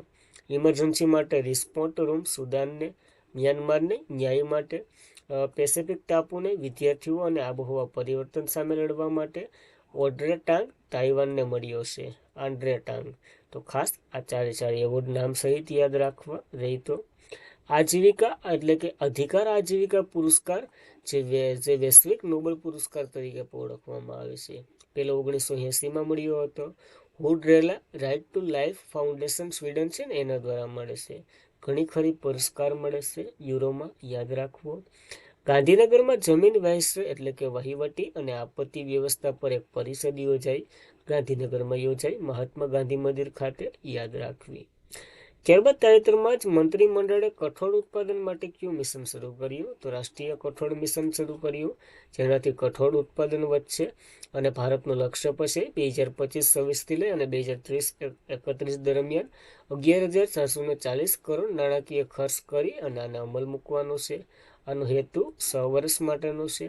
ભારત વિશ્વનો સૌથી મોટો કઠોળ ઉત્પાદક અને ગ્રાહક એટલે મેળવનાર દેશ છે, પરંતુ સ્થાનિક ઉત્પાદનની માંગ ઓછી થઈ રહી છે, કારણ કે આયાત 15થી 20% વધારો થયો છે. એટલા માટે તો આને ધ્યાનમાં લઈ આ મિશન શરૂ કર્યું છે આપણને, તો ખાસ ઇમ્પોર્ટન્ટ બનશે, યાદ રાખવું. ત્યારબાદ the wood shoot you medal my life to કોમ્પિટિયર નામનું સંસ્કરણ કોના દ્વારા લખવામાં આવ્યું છે? તો હરેન્દ્ર બાઉઝાએ લખ્યું છે. બાઉઝાએ એક પુસ્તક લખ્યું છે. તેઓએ તેમના ગોળી મારી દેશ અને મેડલ પ્રકાશિત થયું એવું પુસ્તક લખ્યું છે. હરેન્દ્ર બાઉઝા એક પત્રકાર છે અને સમાજ સુધારક પણ છે. અહીંયા પુસ્તક લખ્યું છે, તો લેખક અને પુસ્તક બંને યાદ રાખવા. ત્યારબાદ કયા રાજ્યે 2 થી 8 ઓક્ટોબર દરમિયાન 71મો વન સપ્તાહ ઉજવણી કરી રહ્યું છે? તો કર્ણાટક આ ઉજવણી કરી રહ્યું છે. તો કર્ણાટક સરકારે વન વિભાગ 2 થી 8 ઓક્ટોબર દરમિયાન 71મો વન્યજીવ સપ્તાહ ઉજવી રહ્યું છે. તો ખાસ ઇમ્પોર્ટન્ટ એની થીમ પર છે માનવ પ્રાણી સહઅસ્તિત્વ, યાદ રાખવું. ત્યારબાદ પદ્મશ્રી પુરસ્કાર વિજેતા ઓડિશાના લોક કલાકાર ગોપીનાથ સરવૈયાનું અવસાન થયું. તો યાદ રાખવા, કારણ કે લોકપ્રિય કલાકાર છે અને લોકનૃત્યકાર પણ છે. ગોપીનાથ સરવૈયા છે હવે ઓડિશાને છોડી અને જતા રહ્યા, તો યાદ રાખવું. 2023માં એમને નાટક અકાદમી પુરસ્કાર, 2024માં પદ્મશ્રી. તો ખાસ આવા ઘણા પુસ્તકો મળેલા છે, તો યાદ રાખવું. ત્યારબાદ પર્યાવરણીય સંરક્ષણ માટે MS સ્વામીનાથન પુરસ્કારો કેટલા લોકોની પસંદગી થઈ છે? તો 2 વ્યક્તિને આપ્યા છે. તો rotary club of Madras East દ્વારા તેમના માનક સભ્ય કૃષિ વૈજ્ઞાનિક સ્વર્ગસ્થ MS સ્વામીનાથન, કારણ કે આમાં અહીંયા કાર્ય કરેલું હતું MS સ્વામીનાથને, અને અહીંયા જ MS સ્વામીનાથન એવોર્ડની સ્થાપના કરી હતી. જે એન્વાયરમેન્ટ પ્રોજેક્ટની 31મી આવૃત્તિ દરમિયાન આ પુસ્તક પહેલો પુરસ્કાર જે મૈસૂરના સહજાનંદ સમૃદ્ધને આપવામાં આવ્યો, જ્યારે બીજો પુરસ્કાર જે વીરપ્પનને આપવામાં આવ્યો. બંનેએ ઘણા ખરા કાર્ય કર્યા હતા. એકે ખેતીની પદ્ધતિ જાળવી રાખી, બીજાએ નગર ગામ ઇલલ માછીમારોની વગેરે ઘણો ફાયદો છે, એના માટે આ બંનેને મળ્યા છે, તો ખાસ યાદ રાખવું. ડૉક્ટર MS સ્વામીનાથનની વાત કરીએ, ભારતમાં હરિત ક્રાંતિના જનક કહેવામાં આવે છે. વિશ્વમાં તો નોર્મલ બિરાયનનો 7 ઓગસ્ટના રોજ મહારાષ્ટ્રમાં ટકાઉ કૃષિ દિવસ ઉજવ્યો હતો, કારણ કે 7 ઓગસ્ટ 1925માં તેનો જન્મ તમિલનાડુમાં થયો હતો. 2024માં ભારતનું સર્વોચ્ચ સન્માન ભારત રત્ન, પદ્મ વિભૂષણ, પદ્મભૂષણ, પદ્મશ્રી ઘણા એવોર્ડો મળેલા છે. 7 ઓગસ્ટના રોજ નવી દિલ્હીમાં એક કાર્યક્રમ યોજાયો હતો, જ્યાં સ્વામિનારાયણની શતાબ્દી નિમિત્તે આંતરરાષ્ટ્રીય પરિષદનું ઉદ્ઘાટન થયું હતું. પહેલીવાર સ્વામીનાથન એવોર્ડ આપવામાં આવ્યો છે પ્રોફેસર એડમોલ એડલ, જે નાઇજીરિયાના ડૉક્ટર છે. તો ખાસ એ પણ યાદ રાખવું ઇમ્પોર્ટન્ટ થશે. ત્યારબાદ ટાઈમ મેગેઝિને ટાઈમ શો નેક્સ્ટ 2025ની યાદીમાં કેટલા ભારતીયોને સામેલ કર્યા છે? તો 8 ભારતીયોને સામેલ કર્યા છે. એમાં એક મહત્વના છે. કોણ છે? તો કે ક્રિકેટર છે, એનું નામ યશસ્વી જયસ્વાલ. તો એ એક ઇમ્પોર્ટન્ટ ધરાવે, તો નામ યાદ રાખવું ટાઈમ 100ની યાદીમાં. પ્રધાનમંત્રી મોદીએ ગુજરાતની પ્રથમ અમૃત એક્સપ્રેસ ટ્રેનનું ક્યાંથી લીલી ઝંડી આપી છે? તો આ લીલી ઝંડી નવી દિલ્હીથી આપી, વર્ચ્યુઅલ રીતે ઉદ્ઘાટન કર્યું છે.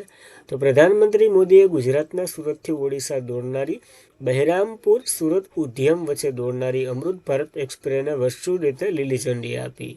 ઉધમ બ્રહ્મપુત્ર એટલે ઉધમ સુરતનું, બ્રહ્મપુત્ર ક્યાંનું? તો બ્રહ્મપુત્ર ઓડિશાનું. આ બંને વચ્ચે અમૃત ભારત ટ્રેન દોડવાની છે. 5 રાજ્ય જેવા ગુજરાત, મહારાષ્ટ્ર, છત્તીસગઢ, આંધ્રપ્રદેશ અને ઓડિશાનો સમાવેશ થશે. 12 જિલ્લાને વગેરે 130 અથવા તો 160ની સ્પીડે દોડશે, તો ખાસ ઇમ્પોર્ટન્ટ ધરાવે. ત્યારબાદ કયા રાજ્યને પ્રવાસન વિભાગ માટે ગ્લોબલ ટુરિઝમ એવોર્ડ 2025 મળ્યો છે? તો આંધ્રપ્રદેશને મળ્યો છે. તો આંધ્રપ્રદેશ પ્રવાસન વિભાગ રાજ્યના ટોચના પ્રવાસન સ્થળ તરીકે પ્રમોટ કરવા માટે પહેલ બદલ ગ્લોબલ ટુરિઝમ એવોર્ડ 2025 આપવામાં આવ્યો. આ કાર્યક્રમ નવી દિલ્હીમાં યોજાયો હતો. વિભાગે નવી પ્રવાસન નીતિ લાગુ કરી હતી અને પ્રવાસનના સ્થળોને વિકાસ માટે રોકાણકારને માર્ગદર્શિકા આપી હતો. આવા વગેરે કાર્ય માટે એને મળ્યો છે. ત્યારબાદ સામાજિક સુરક્ષા ઉત્કૃષ્ટ સિદ્ધિ માટે કયા દેશે ASSA એવોર્ડ 2025 મળ્યો? તો ભારત, સાર્વભૌમ ભારતને મળ્યો. ભારતને સામાજિક સુરક્ષા 2025 ઉત્કૃષ્ટ સિદ્ધિ માટે પ્રતિષ્ઠિત આંતરરાષ્ટ્રીય સામાજિક સુરક્ષા સંગઠન પુરસ્કાર મળ્યો છે. તો ફૂલ ફોર્મ યાદ રાખવું. આપણા વતી મનસુખ માંડવિયાએ આ પુરસ્કાર લીધો છે, મલેશિયા લેવા ગયા હતા. અને ભારત સામાજિક સુરક્ષા કવરેજમાં સૌથી ઝડપી વિસ્તરી રહ્યું છે. 2015માં 19% હતું, 2025માં 160%. તો ડાયરેક્ટ ડબલનો વધારો થઈ રહ્યો છે. આ રિપોર્ટ ઇન્ટરનેશનલ સોશિયલ સિક્યુરિટી એસોસિએશને આપ્યો, જેની રચના 1927માં થઈ હતી. એનો ઉદ્દેશ્ય સામાજિક સુરક્ષા વહીવટી શ્રેષ્ઠ પ્રોત્સાહન આપી સમગ્ર વિશ્વમાં ગતિશક્તિ સામાજિક સુરક્ષાને પ્રોત્સાહન આપવાનું છે. મુખ્ય મથક જીનીવા, સ્વિટ્ઝરલેન્ડમાં છે, તો યાદ રાખવું. ત્યારબાદ કેન્દ્રીય પર્યાવરણ મંત્રી ભૂપેન્દ્ર યાદવે વન્યજીવ સપ્તાહ 2025 નિમિત્તે કયા રાજ્યમાં નમો વનનો શિલાન્યાસ કર્યો છે? હરિયાણામાં કર્યો છે નમો વનનો શિલાન્યાસ. કેન્દ્રીય પર્યાવરણ મંત્રી ભૂપેન્દ્ર યાદવે હરિયાણાના માનસેરા ખાતે નમો વનનો પાયો નાખ્યો. આ 2 થી 8 ઓક્ટોબર દરમિયાન આપણે વન્યજીવ સપ્તાહ ઉજવી રહ્યા છે ને, એનો જ એક ભાગ છે. હવે આ નમો વન એક એવી પર્યાવરણીય અનુકૂળ પાર્ક હશે જે વડાપ્રધાન નરેન્દ્ર મોદીએ હરિયાણાની જગ્યા વધારો કરશે, શહેરી ટકાવને પ્રોત્સાહન આપશે. અને ખાસ કરીને શહેરમાં શા માટે નાખવામાં આવે? કારણ કે શહેરમાં વધારે પોલ્યુશન હોય અને નરેન્દ્ર મોદીના નામ ઉપર, તો બંને ફાયદા. ત્યારબાદ કયા રાજ્યએ પ્રાચીન બંદરો અને વારસાને જાળવવા માટે સ્પાય રૂટ પહેલ શરૂ કરી છે? તો કેરળે આ સ્પાય રૂટ પહેલ શરૂ કરી છે, જે આવી રીતના બધી જ જે આપણા પૂર્વના જે સિલ્ક રૂટ હતા ને, એ બધીને ભેરા કરશે. કેરળે વારસા અને મસાલા આધારિત પર્યટનને પ્રોત્સાહન આપવા માટે મ્યુઝિક પ્રોડક્ટ લીડર લિમિટેડ હેઠળ સ્પાય રૂટ પહેલ શરૂ કરી. આ 10 અન્ય સરપ્રાઇઝ એટલે કે સ્પાય રૂટ સર્કિટ બનાવવામાં આવશે, જેમાં પ્રાચીન બંદરો, વારસાના સ્થળો, અમૃત સાંસ્કૃતિક વારસા વગેરેને જોડશે અને અહીંથી પર્યટનમાં વધારો થશે. તો એ આનું કેવું છે. ત્યારબાદ તાજેતરમાં જ કઈ નગરપાલિકાએ નિર્મલ ગુજરાત એવોર્ડથી સન્માનિત કરવામાં આવી? તો વાપી નગરપાલિકાને મળ્યો છે. વાપી ક્યાં આવે? કોપટ. ગાંધીનગરના મહાત્મા ગાંધી મંદિર ખાતે આયોજિત એક કાર્યક્રમમાં નગરપાલિકા નિર્મલ ગુજરાત એવોર્ડથી સન્માનિત કરવામાં આવ્યું વાપીને. અને મુખ્યમંત્રી ભૂપેન્દ્ર પટેલની ઉપસ્થિતિ હતી. એને 1 કરોડ રૂપિયા મળશે વાપરવા. અ વર્ગમાં તો આપણે જોઈ લીધું, વાપી, નવસારી પ્રથમ સ્થાને છે. બ વર્ગમાં હિંમતનગર અને દાહોદ પ્રથમ સ્થાને છે. ક વર્ગમાં માણસા અને જાફરાબાદ પ્રથમ નંબરે છે. ડ વર્ગમાં કરજણ અને વિસાવદર પ્રથમ નંબરે છે. તો ખાસ આવા પોઈન્ટો યાદ રાખવા, પ્રથમ એક વખત જોઈ લેવું. ત્યારબાદ TS ખોરસુ દ્વારા મહાત્મા ગાંધી અને પર્યાવરણીય નામનું એક પુસ્તક લખવામાં આવ્યું છે. તો પુસ્તક અને મહાત્મા ગાંધી અને પર્યાવરણ 2 યાદ રાખવું. RK પોંડોચિયા છે ને, જે ક્લાઇમેટ સાયન્સના ભૂતપૂર્વ અધ્યક્ષ, એની પ્રસ્તાવના લખી છે. તો નરેન્દ્ર મોદી જેવું કામ કર્યું. તો તાજેતરમાં જ વિશ્વ આવાસ દિવસ 2025 ક્યારે મનાવવામાં આવ્યો? તો 6 ઓક્ટોબરે આ દિવસ મનાવવામાં આવ્યો. કારણ કે દર વર્ષે ઓક્ટોબરના પહેલા સોમવારે આ દિવસ ઉજવવામાં આવે છે. આ વખતે 6 ઓક્ટોબરે હતું. આનું થીમ શહેરી કટોકટી પ્રતિભા છે. આની સ્થાપના 1985માં થઈ હતી, સંયુક્ત રાષ્ટ્રએ કરી હતી. તો યાદ રાખવું, આ એક મહત્વનો દિવસ. ત્યારબાદ બોર્ડર રોડ ઓર્ગેનાઇઝેશને ક્યાં વિશ્વનો સૌથી ઊંચો મોટરેબલ રોડનું બાંધકામ શરૂ કર્યું છે? તો લદ્દાખમાં કર્યું છે આ રોડનું બાંધકામ. તો બોર્ડર રોડ ઓર્ગેનાઇઝેશને પૂર્વીય લદ્દાખમાં હાર્નેલ નજીક વિશ્વનો સૌથી ઊંચો મોટરેબલ રોડ જે લિક્કારુ અને મિયાલી ક્યુમ્ફે રોડ બાંધકામ શરૂ કર્યું. 160 કિલોમીટરનો આ છે. LOC એટલે કે લાઇન ઓફ એક્ચ્યુઅલ કંટ્રોલથી 3 કિલોમીટર દૂર છે. નવો સૌથી ઊંચો મોટરેબલ પાસ 19,400 ફૂટ ઊંચાઈ પર આવેલો છે. તો આ નવો રેકોર્ડ છે. આની પહેલાં 2021માં રેકોર્ડ હતો, 19,024 ફૂટનો ઊંચાઈ પર હતો. આ ડાયરેક્ટ ઘણો વધી ગયો, 400 જેટલો. તો યાદ રાખવો. બોર્ડર રોડ ઓર્ગેનાઇઝેશનની વાત કરીએ, જે રસ્તા બનાવવાનું કામ કરે. ક્યાં? તો કે સીમાઓ ઉપર. 7 મે 1960માં રચના થઈ હતી. હેડક્વાર્ટર નવી દિલ્હીમાં. સંરક્ષણ મંત્રાલય અંતર્ગત કામ કરે. Lieutenant general Raghu Srinivas. ત્યારબાદ અરબ સમુદ્રમાં સર્જાયેલ વાવાઝોડાનું નામ કોના દ્વારા શક્તિ આપવામાં આવ્યું છે? તો શ્રીલંકાએ આપ્યું. હમણાં થાઈલેન્ડે એક વાવાઝોડાનું નામ આપ્યું. શું છે? કોમેન્ટ કરી દઉં, તમારી ટેસ્ટ પર લેવાતી જાય. ઓક્ટોબર 2025માં અરબ સમુદ્રમાં રચાયેલ ચક્રવાત શક્તિ પશ્ચિમ કિનારા પર મજબૂત ઉષ્ણકટિબંધીય તોફાનો વધતા જતા વલણો વગેરે પૂછાશે તો નામ જ પૂછાય. શ્રીલંકાએ નામ આપ્યું શક્તિ, યાદ રાખવું. ત્યારબાદ કયા રાજ્યમાં પ્રથમ નમો બાયોડાયવર્સિટી પાર્કનું ઉદ્ઘાટન થયું? તો રાજસ્થાનનો પ્રથમ છે. આપણા પર્યાવરણ મંત્રી છે એને લોન્ચિંગ કર્યું. ભૂપેન્દ્ર યાદવે નમો 1 એનું લોન્ચિંગ કર્યું છે, જેનો ઉદ્દેશ્ય કુદરતી કાર્બન સિલ્ક તરીકે કામ કરવું, એટલે કાર્બનને શોષી લેવું. સિલ્ક એટલે તો ખબર ને. અને આનાથી વિદ્યાર્થીઓમાં પર્યાવરણની જાગૃતતા વધશે. નમો 1ની વાત કરીએ, જે ભારત એક પર્યાવરણીય અનુકૂળ પાર્ક છે, મોટા શહેરોમાં સ્થાપિત થાય, જેનો ઉદ્દેશ્ય હરિયાળી જગ્યાના વધારો અને વડાપ્રધાન નરેન્દ્ર મોદીના નામ ઉપરથી આનું નામ રાખ્યું છે વગેરે યાદ રાખવું. ત્યારબાદ ભારતીય કોસ્ટગાર્ડ કયા દરિયા કિનારે 10મું નેટ પોલ યોજી રહ્યું છે? તો તમિલનાડુ ના ચેન્નાઈના દરિયા કિનારે યોજી રહ્યું છે. તો કોસ્ટગાર્ડ જે નેશનલ પોલ્યુટર રિસ્પોન્સ એક્સરસાઇઝ, જે ભારતીય કોસ્ટગાર્ડ આવતીકાલથી ચેન્નાઈ તમિલનાડુના દરિયાકાંઠે 10મું રાષ્ટ્રીય સ્તરનું પ્રદૂષિત પ્રભાવિત અભ્યાસ, જેની વાત કરીએ નેટ પોલેક્સ, યોજી રહ્યું છે. 2 દિવસીય દ્વિપક્ષીય કવાયત છે આ, જેમાં ભારતીય સેનાએ ભાગ લીધો હતો, યાદ રાખવું. ભારતીય કોસ્ટગાર્ડની વાત કરીએ, 1 ફેબ્રુઆરી 1977માં રુસ્તમસિંહ સમિતિની ભલામણથી રચના થઈ હતી, જે દરિયાકાંઠામાં દાણચોરી, ગેરકાયદેસર પ્રવૃત્તિ વગેરેનો સામનો કરે અને એનું રક્ષણ કરે છે, આપણું રક્ષણ કરે છે. પ્રથમ મહાનિર્દેશક VS કામત હતા, હાલ પરમેશ શિવમણી છે. આનું હેડક્વાર્ટર નવી દિલ્હીમાં છે. કયા ક્ષેત્રે આધુનિકરણ કરવા માટે PM સેતુ યોજના શરૂ કરવામાં આવી છે? તો IIT. અહીંથી અહીં ક્ષેત્રે આધુનિકરણ થાય. પ્રધાનમંત્રી નરેન્દ્ર મોદીએ 4 ઓક્ટોબર 2025ના રોજ નવી દિલ્હીમાંથી વિજ્ઞાન ભવન ખાતેથી એક PM સેતુ નામની યોજનાનો પરિપ્રારંભ કરાવ્યો, જેનું ફૂલ ફોર્મ પ્રધાનમંત્રી કૌશલ્ય વૃદ્ધિ ટેકનિક અપગ્રેડેશન થાય છે. 60,000 કરોડના બજેટથી આને ફાળવવામાં આવ્યું. IIT ક્ષેત્રે શું થાય? તો આધુનિકરણ થાય. કેટલી? તો કે 1,000 ઔદ્યોગિક તાલીમ સંસ્થાનું આધુનિકરણ કરવાનું છે. પછી કરશે અહીંથી અહીં. આ સાથે આ વગેરે વગેરે સ્થળો છે, ક્યારેય નથી યાદ રાખવાના. આ વિઝન યાદ રાખજો. 1947 સુધીમાં વિકસિત ભારતનો આપણો વિઝન છે ને, એ મોદી ગમે એમ કરીને પૂરું કરવા માગે છે, રહે તો. જાપાનની વાત કરીએ, પ્રધાનમંત્રી પહેલાં મળ્યા છે, એનું નામ સંતાઈ તાકાન્ચી છે. જોઈ લઈએ. સંતાઈ તાકાન્ચી આજે જાપાનના શાસનમાં લિબરેશન ડેમોક્રેસી પાર્ટીના નેતા તરીકે ચૂંટાઈ આવ્યા, જે શિરોગી ઇશુબાનું સ્થાન લેવાના છે. તો યાદ રાખવું. માં નાનામાં આવડ્યું હોય ને, જ્યાં પાછું આવું કંઈક આવી જાય, એટલે હાવ છોકરા વર્લ્ડ પેરા એથ્લેટિક્સ ચેમ્પિયનશિપ 2025નું આયોજન ક્યાં કરવામાં આવ્યું છે? તો નવી દિલ્હીમાં આનું આયોજન થશે. ભારત પ્રથમ વખત કરી રહ્યું છે. વર્લ્ડ પેરા એથ્લેટિક્સ ચેમ્પિયનશિપ 12મી આવૃત્તિ રવિવાર 5 ઓક્ટોબરના રોજ પૂર્ણ થઈ, જે 24 ઓક્ટોબરના રોજ નવી દિલ્હીમાં શરૂ થઈ હતી, જવાહરલાલ નહેરુ સ્ટેડિયમ ખાતે.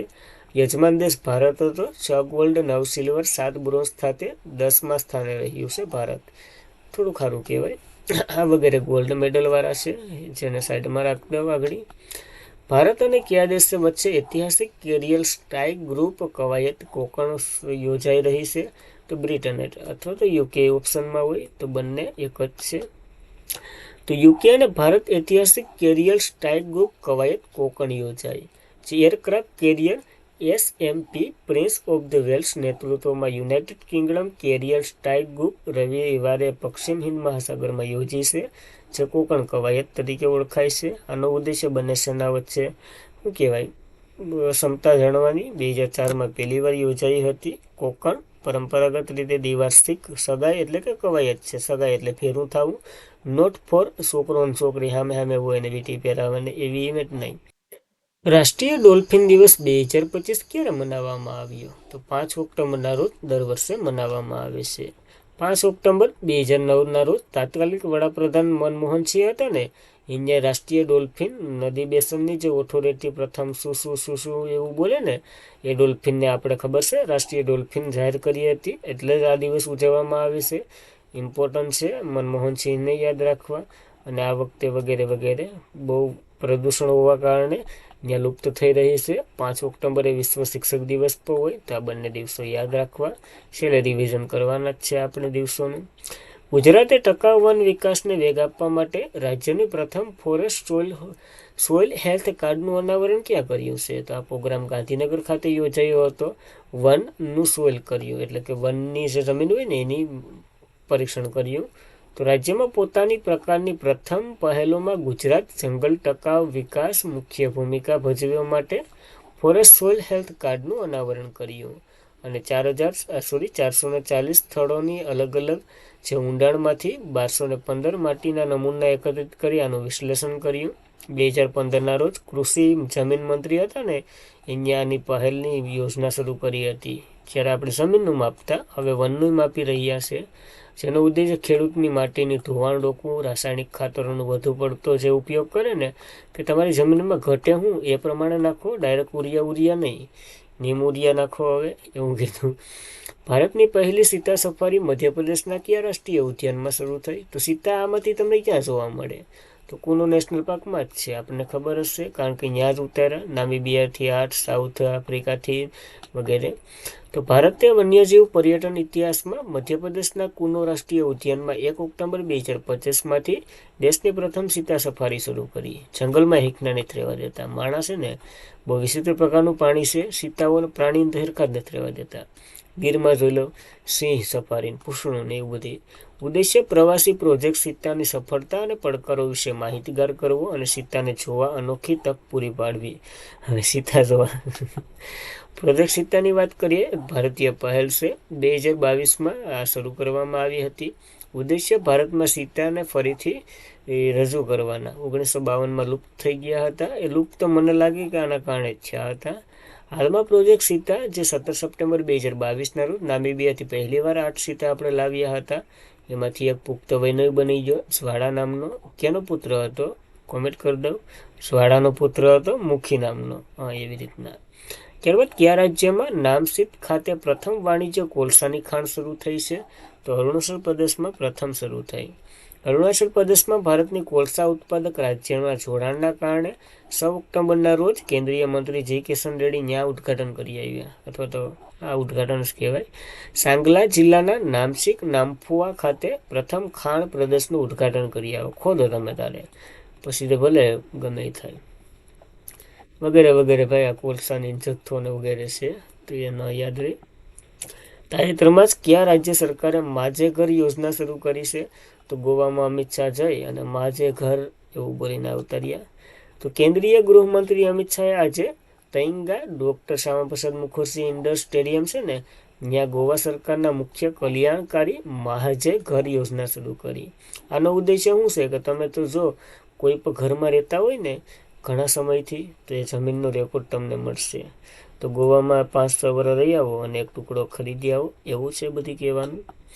અને એક શું કહેવાય મ્યુઝિયમનું પણ ઉદ્ઘાટન કર્યું હતું, શિવાજી મહારાજ મ્યુઝિયમ. તો એ પણ યાદ રાખવું. ત્યારબાદ તાજેતરમાં જ નવી મુંબઈ એરપોર્ટનું નામ બદલી કોના નામ ઉપર રાખવામાં આવશે? તો ડીબી પાટીલના નામ ઉપર રાખવામાં આવશે. હસ્તતા તૈયાર છું તો એવા વાંધા હાલે. નવી મુંબઈ એરપોર્ટ ઉદ્ઘાટન પહેલાં જ સ્થાનિક નેતા દ્વારા આયોજિત વિરોધ માટે, કારણ કે આનો વિરોધ બહુ થઈ રહ્યો હતો, તો દેવેન્દ્ર ફડણવીસે આનું નામ ડીબી પાટીલના નામ ઉપર આપી દીધું. તો હવે સાથ થયો હોય કે ન થયો હોય એ ન્યૂઝમાં જોઈ લેજો. હવે મુંબઈનું જે પૂર્વીય પાટી શિવાજી મહારાજ આંતરરાષ્ટ્રીય વિમાન મથક છે, એ પછી મુંબઈનું આ બીજું આંતરરાષ્ટ્રીય વિમાન મથક હશે. અને આ વિમાન મથક સંપૂર્ણપણે તૈયાર થઈ જાય ને ત્યારે એશિયાનું સૌથી મોટું બનવાનું છે. તો ડખા હાલે, શું કરવું આમાં. ત્યારબાદ વર્ષ 2025માં પ્રાદેશિક ગ્રામીણીય બેંકોમાં સુવર્ણ જયંતિ ઉજવી રહી છે. કયા વર્ષે આની શરૂઆત થઈ હતી? તો 75માં હોય તો એ સુવર્ણ જયંતિ હોય ને, કારણ કે 50 વર્ષ કમ્પ્લીટ કરી ચૂક્યું. તો રાષ્ટ્રીય કૃષિ ગ્રામીણ વિકાસ બોર્ડ જે નાબાર્ડ, કેન્દ્રીય નાણાં મંત્રાલયની નાણાકીય સેવાના વિભાગ સાથે ભાગીદારી અને નવી દિલ્હીની એક ખાસ રાષ્ટ્રીય કાર્યક્રમનું આયોજન કર્યું, કારણ કે સુવર્ણ જયંતિ છે. પ્રાદેશિક ગ્રામીણ બેંકોની વાત કરીએ, RRBS જેની રચના 1975માં થઈ હતી, વટહુકમથી સ્થાપના કરી હતી. પ્રાદેશિક ગ્રામીણ અધિનિયમ દ્વારા 1976 આવ્યો હતો, જેનો ઉદ્દેશ્ય સહકારી ધિરાણો માટે વૈકલ્પિક ચેનલ બનાવવી, જેથી કૃષિ અને ગ્રામીણ ક્ષેત્રે સંસ્થાકીય. પહેલાંની બેંકો હતી ને એ ગામડામાં જવાથી ઇનકાર કરતી હતી, એટલે આપણે રૂરલ ડેવલપમેન્ટ પ્રોજેક્ટ ને એવું બધું શરૂ કર્યું હતું. ઇકોનોમીમાં આવે. તમે ભણ્યા ન ભણ્યા તમારો પ્રશ્ન. 2 ઓક્ટોબર 1975ના રોજ આની સ્થાપના થઈ હતી. 2025માં 28 RRB કાર્યરત છે, જેમાં હમણાં ગુજરાતમાં તો 2 મર્જ થઈ ગઈ, બરોડા અને સૌરાષ્ટ્ર, તો હવે એક જ રહી.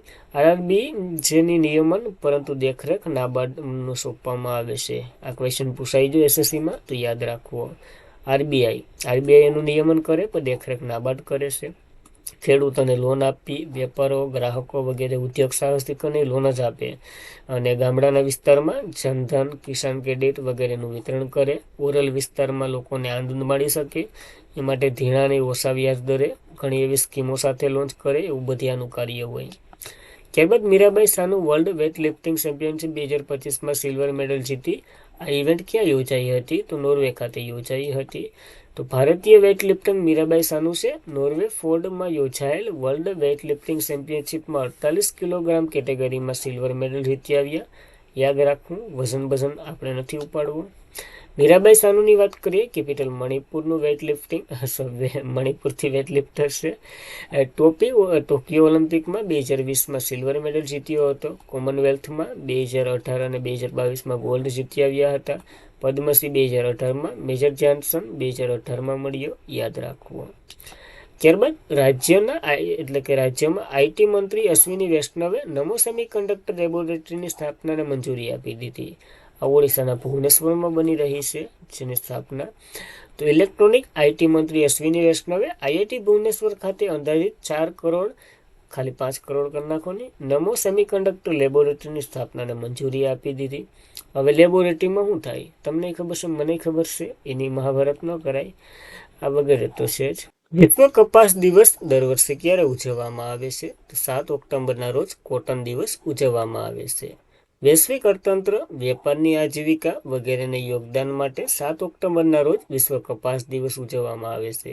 2019માં પહેલો ઉજવવામાં આવ્યો હતો, કારણ કે જીનીવામાં વિશ્વ વેપાર સંગઠન ખાતે યોજાયો હતો. 2025ની થીમ આપણા જીવનનું કાપડ, કોટન. ભારતીય વાયુસેનાનો દિવસ 8 ઓક્ટોબરે મનાવવામાં આવે છે. આ વખતે 93મી જન્મ જયંતિ ઉજવી રહ્યા છે, અને મુખ્ય વિષય ઓપરેશન સિંદૂર ઉપર છે. ત્યારબાદ કોના દ્વારા ગાંધીનગરમાં રાષ્ટ્રવ્યાપી અભિયાન તમારા પૈસા તમારો અધિકાર શરૂ કરવામાં આવી રહ્યું છે? તો નિર્મલા માસી દ્વારા આ શરૂ કરવામાં આવ્યું. હલવો બનાવતા આવડે. નાણાકીય મંત્રી નિર્મલા માસી જે ગુજરાતના ગાંધીનગરમાં તમારા પૈસા તમારો અધિકાર શરૂ કરીને વયા ગયા. આનાથી નાણાકીય જાગૃતિ અભિયાન છે, જેના પર ભાર મૂક્યો. દાવો ન કરી શકાય એવી થાપણો, વીમાની રકમો, ડિવિડન્ડ, મ્યુચ્યુઅલ ફંડ, પેન્શન વગેરે ફક્ત કાગળની એન્ટ્રી જ નથી, પરંતુ સામાન્ય પરિવારની મહેનત અને કરાઈ પ્રતિનિધિત્વ કરે એવું કે આરોગ્ય, શિક્ષણ અને નાણાકીય સુવિધાનો ડેટા આપી અને નીકળી ગયા દિલ્હી વેરા. આ સંપત્તિ તેમના હકદારના માલિકોને પણ કરવા અને ઉદ્દેશ્ય સંપત્તિના હકદારોને માલિકો પર 3N યોજના શરૂ કરીને ગયા. અવેરનેસ જાગૃતિ, એક્શન એટલે ક્રિયા, અસેસેબલ એટલે સુલભતા. તો આ ત્રણેય એ યાદ રાખવા, કારણ કે વિધાનમાં આવે કયો એ નહોતો, હતો વગેરે. કહેવત, ભારતનો એકમાત્ર કાદવનો જ્વાળામુખી 20 વર્ષ પછી ફાટી નીકળ્યો. આંદમાન નિકોબારમાં આવેલું છે. આ જ્વાળામુખી આંદમાન નિકોબાર ટાપુના બારંગટા ટાપુ પર એકમાત્ર કાદવ કિચડવાળો ભારતનો છે, જે 20 વર્ષ બાદ ફાટી નીકળ્યો. એક ભૂકંપ આવ્યો હતો અને ફાટી નીકળ્યો. કાદવનો જ્વાળામુખી સામાન્ય જ્વાળામુખી કરતાં અલગ હોય. આમાં લાવાના બદલે કાદવ ગેસમાં તો કે મિથેન, કાર્બન ડાયોક્સાઇડ વગેરે ઉત્સર્જન કરે, તો પ્રદૂષણ જ કરે ભાઈ, બીજું કંઈ નથી કરતા. એક એવી જગ્યા જે બંને પૃથ્વીની સપાટી, વાયુનું દબાણ ખૂબ વધારે હોય અને અહીંયા ફાટી નીકળે ફપ ડરીને. ત્યારબાદ આરબીઆઈએ કોને નોન બેન્કિંગ ફાઇનાન્સ કંપનીના ક્ષેત્ર માટે સ્વનિયમનકારી સંગઠન તરીકે સત્તાવાર રીતે માન્યતા આપી દીધી? તો ફ્રેમાને એટલે કે ફ્રીડમ્સને માહિતી આપી દીધી.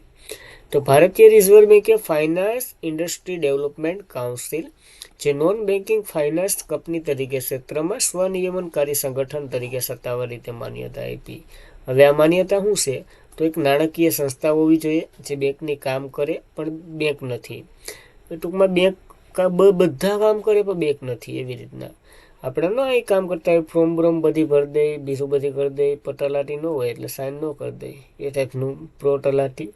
નાણાકીય વ્યવહાર, લોન આપવી, રોકાણ કરવું, વીમા વગેરે વેચે, ફાઇનાન્સ વગેરે વગેરે વગેરે કરે, પણ આવી રીતના.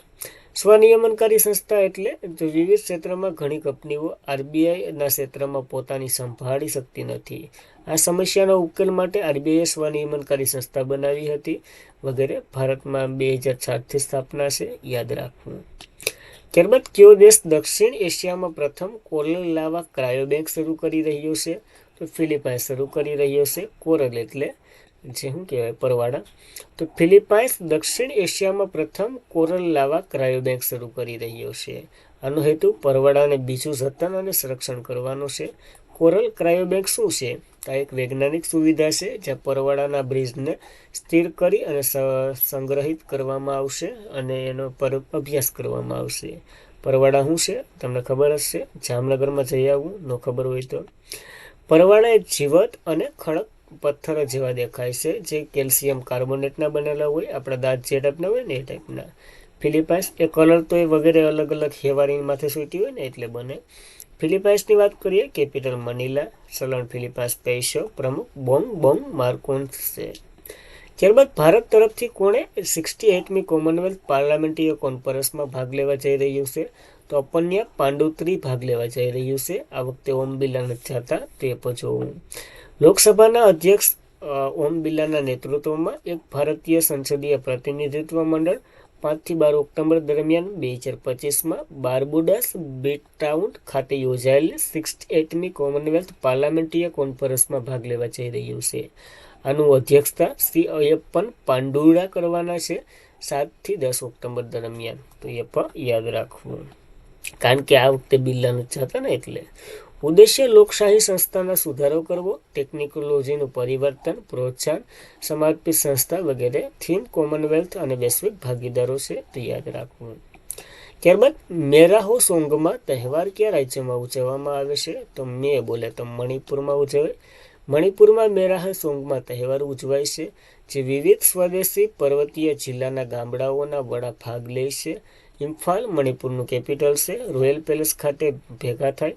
આ તહેવારમાં મેઇતી કેલેન્ડર મુજબ ઉજવવામાં આવે છે, 15 દિવસને વગેરે. મણિપુરની એકમાત્ર તહેવાર છે જે તમામ સ્વદેશી સમુદાયોમાં ભાગ લે છે, તો યાદ રાખવું.